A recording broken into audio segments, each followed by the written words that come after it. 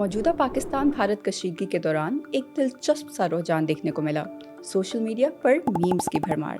मतलब एक तरफ तो हम कहते हैं कि टेंशन है, बॉर्डर पर टेंशन है, पॉलिटिकल अनस्टेबिलिटी है, इकोनॉमिक टेंशन है, मगर सोशल मीडिया सार्फिन क्या करने में मसरूफ़ है? सोशल मीडिया पर मीम्स बनाने में। Now the point to ponder is, what does this mix of humor and hostility say about us?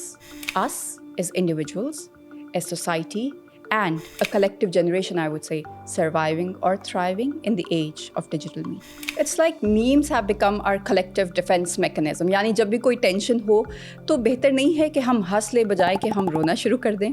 फिर चाहे बॉर्डर पे टेंशन हो या क्रिकेट में हमारी हार, सोशल मीडिया पे मीम्स के जरिए हम अपनी भड़ास निकालते हैं। साइकोलॉजी इंसान के इस बिहेवियर को सपोर्ट करती है because according to psychology humour is a well documented coping strategy which allows individuals to process difficult emotions. Laughter they say is the best medicine and in these chaotic times social media is the pharmacy।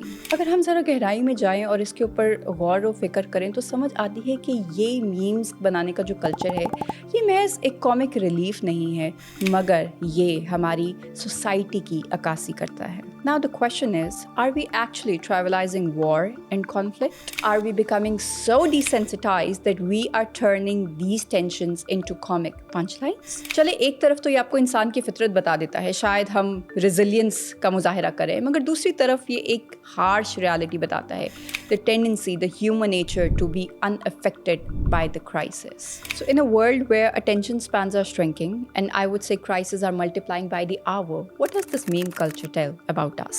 Do we laugh because we care too much, or do we laugh because we are not concerned at all?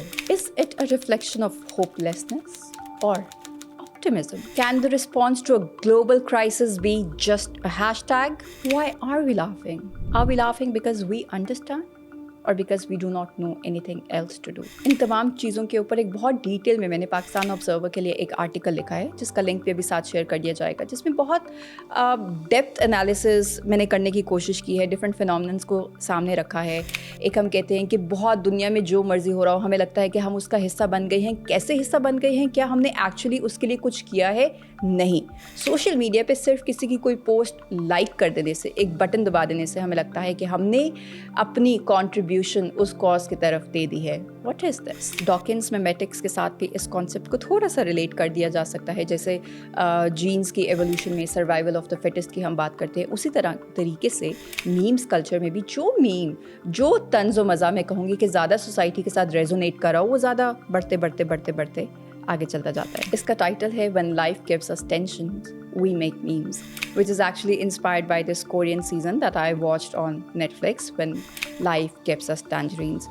I would also recommend that. It's a must watch. Thank you.